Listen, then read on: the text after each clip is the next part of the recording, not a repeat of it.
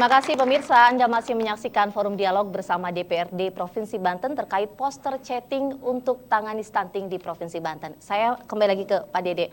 Pak Dede, setujukah Pak Dede stunting identik dengan kemiskinan dan pengangguran?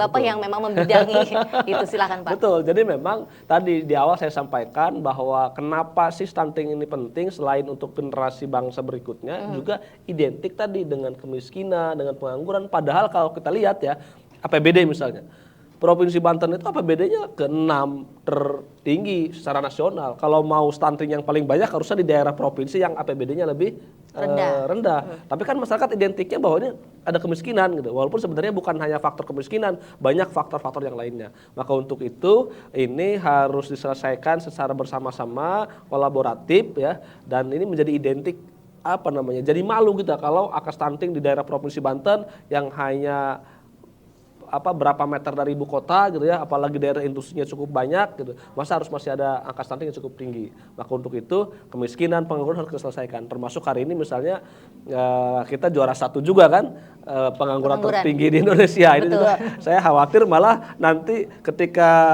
teman-teman bagaimana supaya angka stunting ini berkurang dengan pengangguran makin tinggi, akhirnya berlawanan kan.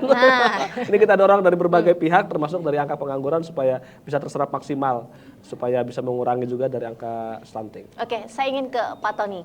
Pak Tony, peran orang tua kan juga menjadi sangat penting dalam penurunan stunting. Kalau Bapak melihat di tengah masyarakat, bagaimana sih pola asuh dari orang tua terhadap anak-anaknya, terutama yang bayi dan balita? Baik, justru ini harus ada patah berani. Sebagai dalam konteks pendidikan memang kelemahan di kurikulum kita itu tidak ada pembelajaran parenting. Bagaimana seharusnya menjadi orang tua, sehingga teman-teman yang akan berkeluarga, berumah tangga itu tidak ada edukasi. Sehingga pada saat berkeluarga mereka tidak punya pola yang seharusnya.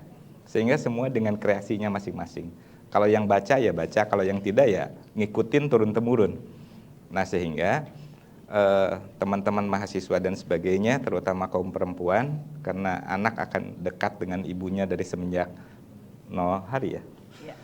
Sehingga pola itu harus dibangun sejak sebelum berkeluarga. Dari mulai pola hidup hari ini, jangan sering bergadang karena akan merusak reproduksi dan lain sebagainya.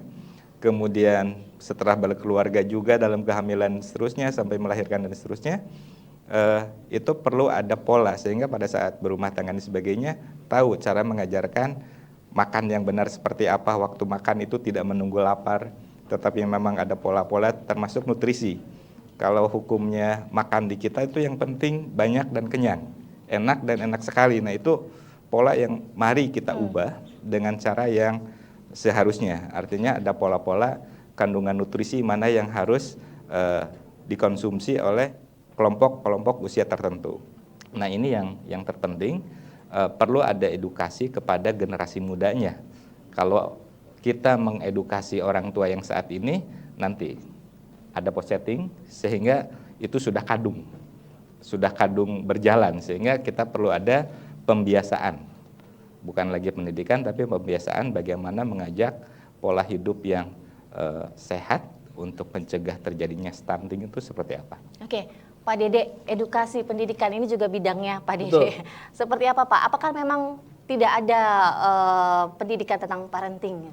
Betul, memang sejauh ini tidak ada pendidikan khusus ya di SMA maupun SMK untuk mempersiapkan ibu-ibu yang akan menikah misalnya diberikan pemahaman atau ilmu pengetahuan yang cukup ya, sehingga misalnya ketika dia nanti menikah harus melakukan apa. Dan ini memang dari hasil pengamatan kita di lapangan, banyak sekali tuh di lingkungan-lingkungan di daerah-daerah misalnya orang yang menikah ditambah belum cukup umur, pendidikannya juga bisa tidak sampai SMA, sehingga dia belum memahami ketika dia menikah, hamil, dia tidak tahu bagaimana harus menjaga kehamilannya, ditambah lagi suaminya juga sama misalnya, sama-sama tidak mengetahui, ditambah lagi peran serta dari masyarakat, tokoh masyarakat, termasuk misalnya dari kader-kader posyandu juga tidak sampai tersentuh, ke sana ini menjadi sebuah makin kompleks problem itu. Maka saya sepakat misalnya ke depan itu harus ada edukasi-edukasi. Maka kita sering tuh, saya kalau momen-momen ketemu sama masyarakat, baik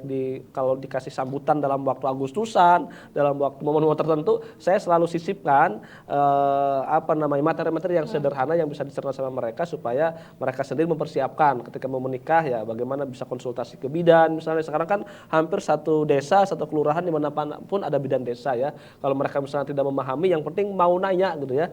Jangan sampai ketika misalnya mereka tidak punya pengetahuan, tidak mau juga bertanya, tidak mau juga konsultasi, tidak mau datang ke puskesmas. Nah, maka untuk itu buat masyarakat ini tidak hanya kalau tidak mendapatkan pengetahuan parenting di sekolah ya harusnya mereka bisa mau mendapatkan pengetahuan juga dari saluran-saluran informasi yang lainnya, bisa melalui bidan desa. Syukur-syukur di kampung-kampung sudah handphonenya Android, bisa sambil browsing di internet, atau syukur-syukur bisa datang ke puskesmas gitu ya. Bagaimana dia bisa bertanya apa yang harus saya lakukan, ini adalah kehamilan pertama gitu, dalam rangka menyongsong kelahiran buah hatinya tersebut. Kalau tidak salah memang program untuk mengedukasi calon pengantin juga ada di BKKBN ya. Dinkes juga berkolaborasi tidak dengan BKKBN? Ya. Programnya BKKBN tapi yang melaksanakan Dinas Kesehatan. Artinya layanan pemeriksaan kesehatan bagi calon pengantin dimulai dari konseling yang dilakukan oleh Kementerian Agama, dalam hal ini KUA. Jadi kita bekerja sama dengan KUA, kemudian dari hasil konseling yang dilakukan KUA, kemudian mereka dilakukan pemeriksaan kesehatan. Jadi dipastikan dulu apakah calon pengantin ini kondisinya benar-benar prima atau tidak.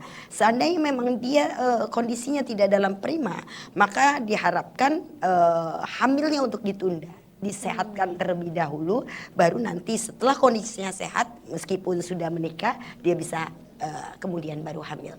Oke, kita kasih kesempatan untuk audiens yang ingin bertanya, silakan dimulai dari mana? Ya, boleh berdiri, sebutkan namanya. Assalamualaikum warahmatullahi wabarakatuh. Waalaikumsalam warahmatullahi wabarakatuh. Bapak izin bertanya, kesadaran masyarakat terkadang belum terbangun, terutama dalam pola makan untuk bayi atau anaknya, apalagi jika ditunjang dengan rendahnya taraf ekonomi keluarga. Menurut Bapak, program atau kebijakan apa yang tepat agar keluarga terbangun ekonominya dan sehat anggotanya? Baik, terima kasih sama-sama. Berikutnya silakan berdiri, sebutkan namanya. Assalamualaikum warahmatullahi wabarakatuh. Waalaikumsalam warahmatullahi wabarakatuh. Izin bertanya, permasalahan kesehatan di Provinsi Banten beragam. Salah satunya yang tengah diprioritaskan adalah stunting. Seberapa penting stunting harus ditekankan menurut Anda? Dan apa peranan legislatif dalam hal ini? Baik, terima kasih. Berikutnya yang terakhir. Baik, Assalamualaikum warahmatullahi wabarakatuh. Waalaikumsalam warahmatullahi wabarakatuh. Izin memperkenalkan diri, nama saya Nashwa Hamida, saya mahasiswi dari Universitas Sultan Ageng Tirtayasa. Kebetulan saya juga Duta Anak Kota Serang 2021. Izin bertanya kepada Dinkes, yang dimaksud kategori atau anak beresiko stunting itu seperti apa? Bagaimana dengan jika ada anak di bawah 2 tahun yang menderita penyakit tertentu? Bagaimana penanganannya dan apakah poster chatting juga mengambil peran tersebut? Terima kasih. Wassalamualaikum warahmatullahi wabarakatuh. Waalaikumsalam warahmatullahi wabarakatuh. Jawaban dari pertanyaan-pertanyaan tadi akan dibahas di segmen akhir usai jeda berikut ini.